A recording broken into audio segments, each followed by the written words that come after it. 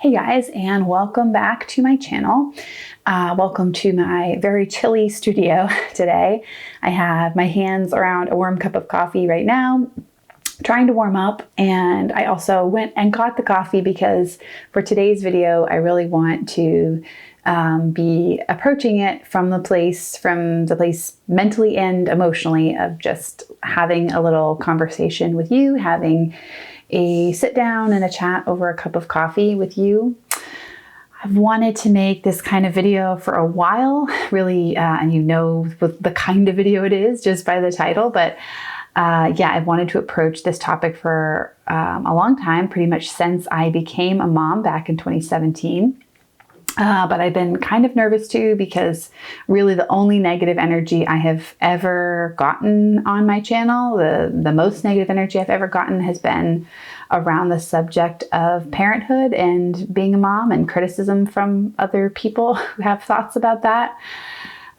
So yeah, I'm trying to just take it down a notch for myself and just treat it like you and me having a little chat, and me being honest with you about some of the things that have been challenging for me, not like overall with being a parent, because there's a lot of those, and it just, yeah, but specifically with being a parent and a mom and a freelance illustrator. So kind of where those two things meet, some of the challenges that come up with that.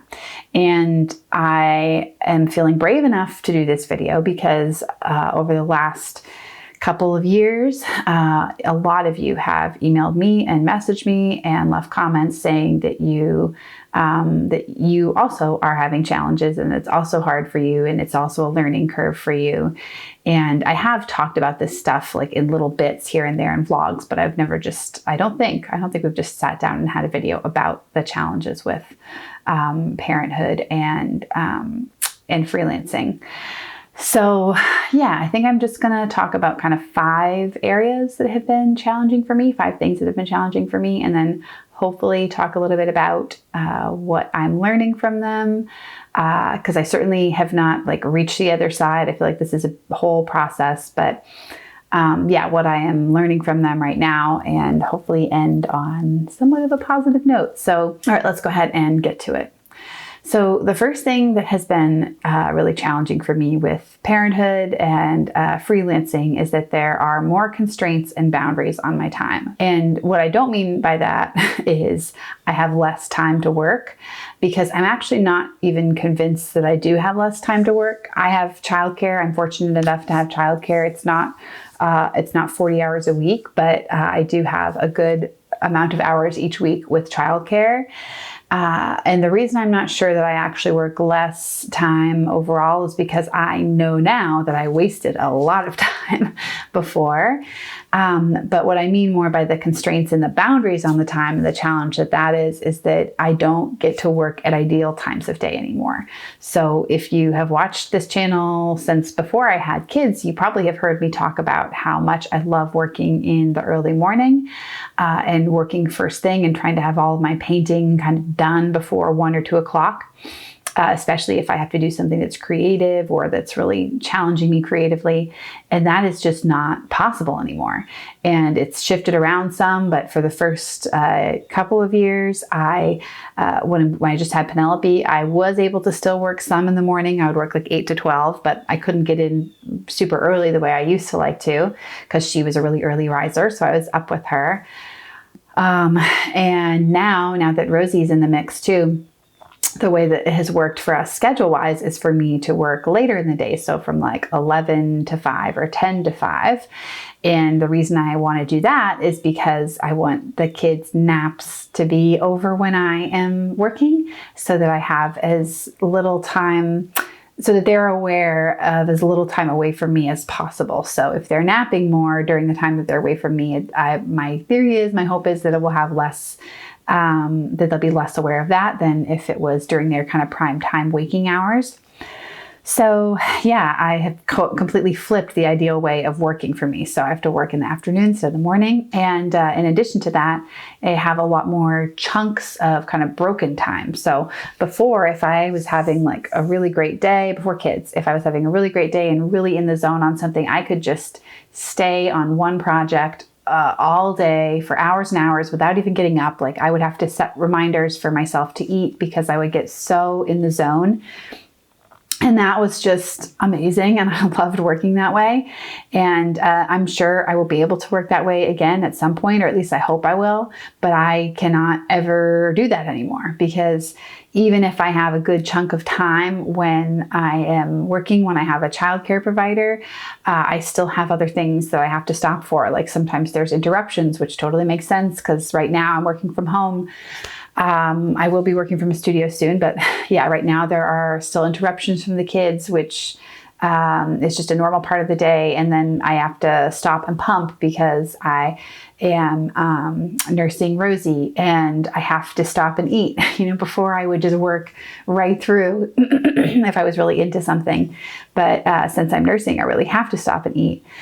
So yeah, it's just more time is a lot more chopped up and a lot more boundaried and constrained. The next challenge is that there is a lot less sleep. So this is just a broad challenge with parenthood in general, but for me, the way it relates to my creative work is that less sleep for me equals feeling more stressed and not being able to kind of handle my emotions quite as well as I'd like to. And then that equals my inner critic, the volume on my inner critic being turned up really loud. So yeah, for me, I just always end up feeling more stressed when I'm sleep deprived. And this really is like the perfect recipe for the perfect storm for my inner critic. And it's also related to not getting to work at those ideal times. So like another reason I think I really liked to work in the early morning was because for me, it felt like that critical part of my brain hadn't quite woken up yet. It wasn't quite alert. So I was able to just kind of really double down and get a lot of creative work done before that critical part turned on. But now I'm working at the same time of day as my inner critic likes to work. So that's just been a real challenge and something I'm still learning how to deal with. The third struggle for me has been that raising kids uses up creative energy. And what I mean by that is that for me, a big part of the creative process, at least how I experience the creative process, is problem solving. So when I'm working on a painting, and I think this is part of the reason I like mixed media so much, is I'm constantly thinking like, okay, I see this in the reference. How do I recreate it there? I'm having this problem. How do I address it with a particular type of media that I'm working with? It's just like a series of choices, a series of artistic problems I have to figure out how to solve. And for me, raising kids, especially young kids, maybe it's the same with older kids, you parents with older kids, you can tell me in the comments, but with young kids, it feels like that same muscle gets used. So, and I don't mean that they're a problem. I don't mean that the kids are a problem. What I mean by that is that they are always changing. So there's always something new to learn. There's always something new to figure out. And that's amazing. But what it also means is that I'm spending a lot of time and mental energy using that same problem solving muscle, trying to figure out, okay, this is what's happening here. How do we deal with it? And I feel like that, of course, my hope is, the optimistic part of me, my hope is that that is a muscle like any other, and that it will grow with continued use, and I'll get better at doing both things at once. But certainly the first year, and then again right now with the transition with Rosie and with Penny being, a toddler and going through a new phase, it does feel like that's a limited resource. Like that problem solving tank gets drained. I'm using all kinds of different metaphors here, sorry, but that muscle gets tired out, and that's a challenge for me. The fourth thing is that I have less time for personal or self-initiated work. So I have actually, like if I look back at what I've done in the couple of years since Penelope was born, and then the years before that, I've been much busier with client work, which is awesome. It's great. I've produced a lot more client work in the last couple of years than I did in the previous 2 years. but I have done much less personal work. And some of that, I think, is because of time being more constrained. But then also I have noticed, and this is something, I'm not saying this is a good thing, but I've noticed that when I am in the studio, if I do have time to do something that's not client related, I have a really hard time saying, okay, I'm just going to sit down and mess around, and I'm going to let myself be bored. I'm going to let myself experiment. I'm going to do more of these open-ended things that I used to do all the time. Like before, I would have something that I was really, when I had a lot of time and space for personal work, I would not only just be making work that I wanted to have fill a particular hole in my portfolio, but I would spend lots of time just experimenting and trying out different media and getting inspired and having a lot more open-ended space. And I don't have that very much right now. I think because when I am in the studio, it's mostly time that I have childcare, and I feel like it's almost like this responsibility, like I have to be as productive as I can be during that time. And I'm actually trying to get better at thinking about that differently, because I think that will be problematic in the long run if I keep just trying to maximize productivity for like every minute that I'm in the studio. I think I do, as a creative person, I think I do need to have that space to waste time as well. So, that's been a challenge. And then the fifth thing, the last thing I'm going to mention for challenges here, and this is honestly probably the hardest part for me. Actually, no contest. This has been the hardest thing for me about becoming a parent and also working in a job that I love, is that I constantly feel pulled in multiple directions at once. So, I think that this is something that every mom feels, every parent. Well, I don't know if every parent, but I have not talked to a woman who doesn't feel this way at some level, regardless of whether they work or not. But I feel like for me, it does add an extra level of difficulty, because of course I love my children and I want to be with my children. And I also love my job and I want to be doing my job. And with both of those things, not only do I want to be with the kids and want to be with my work, but I want to be doing my best at both things. And I want to be able to be fully 100% present, awesome mom, and then fully 100% invested, creative illustrator. And it's really hard to feel like those two things are pulling. They're both pulls. And I think if you watch this channel, you have heard me probably say this before, but I never considered giving up working. When I was pregnant with Penelope, before we had kids, whatever, it was never like will I keep working or will I not?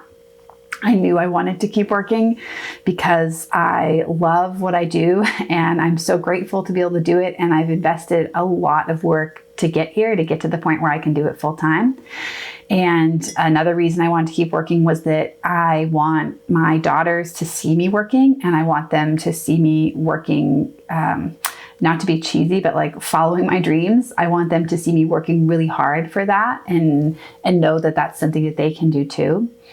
And also at a very practical level, it's meaningful for our family financially. So, it never really was a question for me of like whether I would keep working or not. But when I am at work, I pretty much am always feeling guilty. Well, no, let me not generalize so much, but when I'm at work, I am often experiencing feelings of guilt for not being with the kids. And then when I'm with the kids, when I'm spending time with the kids, I am stressed about what I need to do for work. So it's this awful, I don't know if catch-22 is the right term, or like it's a no-win. I create a no-win situation for myself. So it's like either way, I am going to be miserable, and that really sucks.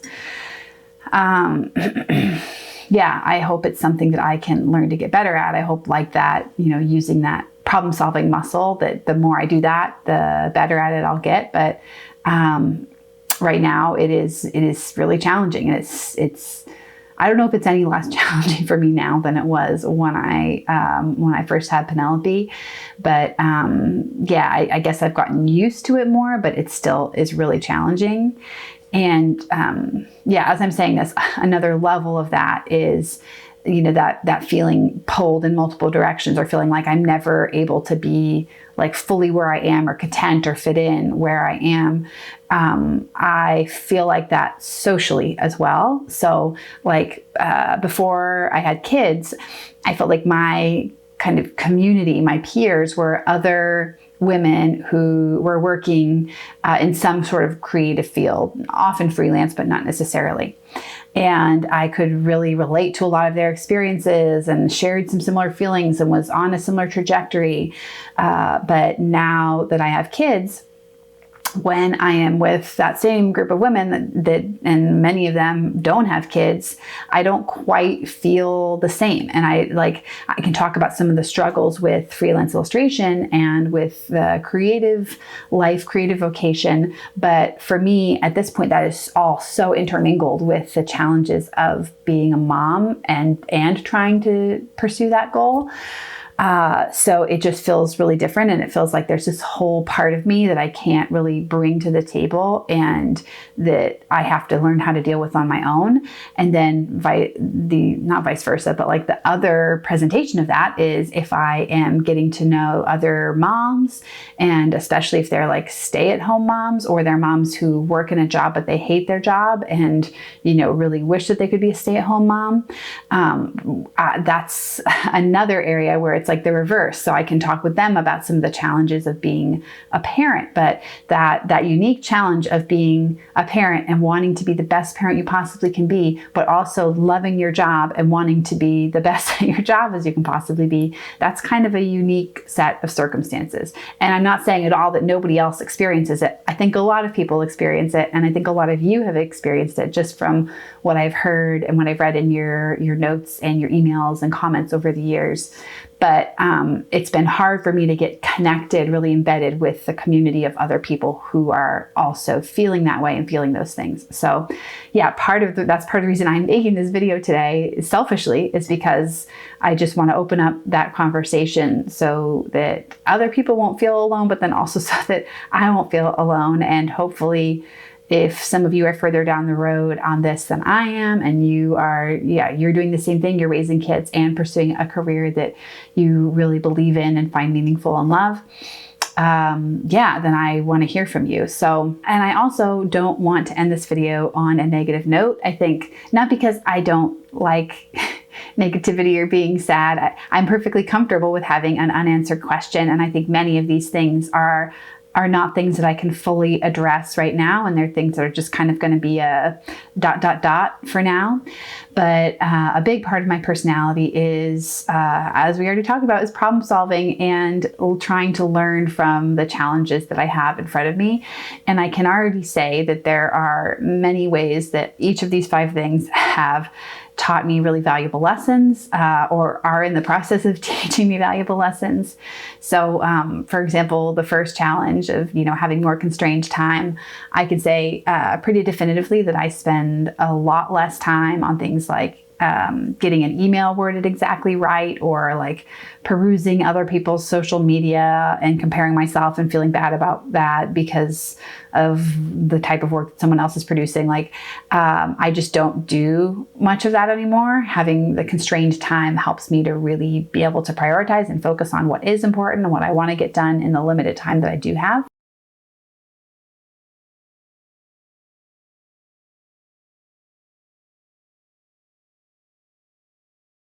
Sorry, battery died. Anyway, yeah, that feels like a little bit of a cop-out, but it is true. And it's been good for me to see, okay, yep, I can still perform, I can still function, I can still do this stuff, even if I have less sleep. And that makes me less afraid of things like, spending a late night working, which you sometimes have to do as a working parent. So the third challenge, which is that raising kids uses up creative energy. The positive side here, I feel like, is actually more related to the kids and to the being a parent than it is to working, like the lesson I'm learning from this. And I think that is, well, it's not so much a lesson, it's more of an observation. But I think that if I have noticed that I have a temptation, or I don't even want to use that word, but a tendency for me there'd be a big tendency to treat my kids as the project, to treat my kids as the piece of art, or even our life as the piece of art, like to make it absolutely perfect and to have, every Halloween costume and everything made from scratch and, the perfectly decorated whatever, like to put all of the energy, all of my creative energy into that. And at one level, even still for me, at one level, I'm like, oh, that sounds so nice. But I also know that it has been my experience that it is really positive to be a child of a parent that has their own interests apart from just the children. They have something that they really care about in addition to being a parent. They have something that they're investing in because it models that for the kids. So I think if I were to use up all of my problem solving energy on the kids, I think it might actually not be the best thing for them. So I think it's a good thing. It's a net positive that I'm able to use up some of that on work and then just bring a more toned down version of it to family life, so that I'm not trying to be a complete control freak perfectionist, making, my life a piece of artwork. So that's what I'm learning there. And I think the fourth challenge, less time for personal or self-initiated work. What am I learning? I think that is forcing me to be to take the personal work more seriously, I guess, and to be more intentional about personal work. Because before it was just something that would happen. Because I had so much time, I had infinite time, I would just do it whenever and it just kind of fit in. I didn't have to go about actually making intentional choices and sacrifices to make that happen. And actually today I can say, for the first time yesterday, I was working out a timeline with a client. And I had a couple of weeks blocked off in January that I wanted to try to treat like an art sabbatical, where I was going to really focus on just doing personal work and not take on any client projects. And the client, of course, wanted me to work directly across that time window. And in the past, I would have just automatically agreed to that because that was what they said their timeline was. But I've been at a point where I feel like, no, I need to actually make space for the personal work, for the open-endedness. Otherwise, I'm just going to use up every little ounce of creative energy and reserve that I have. And there's not going to be anything to put into the client projects. So I told the client that I was unavailable for those 2 weeks, and they thankfully agreed to schedule around it. So it's teaching me that I need to be more intentional about prioritizing it and be willing to make sacrifices to make it happen. And then the last challenge, the feeling like I'm always missing the kids when I'm at work, and then I'm always stressed about work when I'm with the kids. This is forcing me to confront, as I've already said, this is the hardest challenge for me. So it's forcing me to confront my perfectionism really head on. And I never would have thought of myself as a perfectionist really before I had children.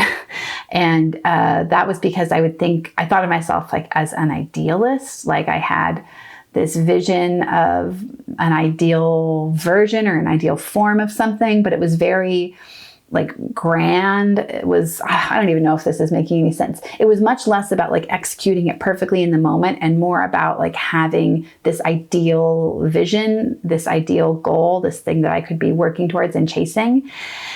But I do really have a lot of struggles with perfectionism.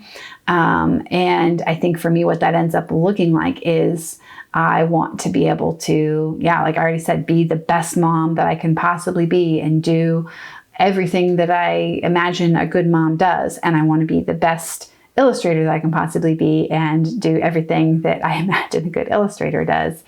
And that makes it impossible for me to ever feel content with where I'm at.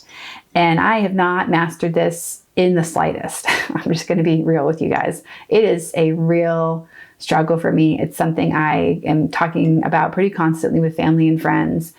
And And I expect now that since I have been struggling with it for a while and feeling this way for a while, I expect this will probably be a challenge for me for the better part of my life, or maybe just for this season, and maybe I will get better at it. I hope I will get better at it, but I'm grateful to be aware of it. And before like I said, I didn't really think of myself as somebody who is a perfectionist, because I did have more of the illusion of being able to do everything that I wanted to do, because I had all of this time to just invest completely into my vocation. And now that my energy and my emotions and my time is split more, I don't have the choice. I'm not going to be able to be somebody who is 100% all about their job. I'm not going to be able to be 100% all about anything. So I am under no illusions anymore about being able to do it perfectly.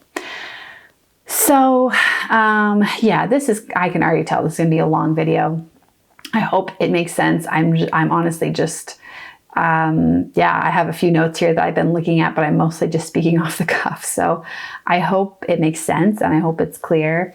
And I guess more than anything, I hope that if you are a mom and you're watching this, especially if you're a new mom and you're watching this and you're struggling, that you will know that you're not alone, and that there is nothing wrong with you. And I'm just saying the things that I would like to say to myself, but I think they're true for you too, probably. And please keep going. Please keep putting one foot in front of the other. And if you need to ask for help, please ask for help, either your family and friends. I'm also going to put a number on the screen for a crisis hotline. If you're a very new mom and you're experiencing postpartum depression, I'm just thinking of people who might have found this video in a search. So please reach out to a crisis counselor if you need to. And what else do I want to say? What else would I want to say to myself? I don't want to say that things are going to get easier, because they may not. And I don't mean that in a pessimistic way, but I just am trying to be honest and real. Things may continue to be really challenging. But what I do genuinely believe, and what I can say about myself and to myself, is that things may not get easier, but you will get stronger, and you will be better able to deal with the challenges that are in front of you. And you'll feel better about dealing with them. So let's keep this going in the comments. If you are a mom, if you are thinking about being a mom, wherever you're at, if this is something that has touched a nerve for you, please do share below. I think that's all I want to say for this video. Let me know if you have questions. As always, you can leave those in the comments, or you can email me. Thank you very much for watching, and I'm going to take one more sip of my coffee here. Yes, that's really all I want to say. Thank you for watching. Thank you, Meg, for editing. Thank you, patrons, for sponsoring, and I hope everybody has a great week. Bye, guys.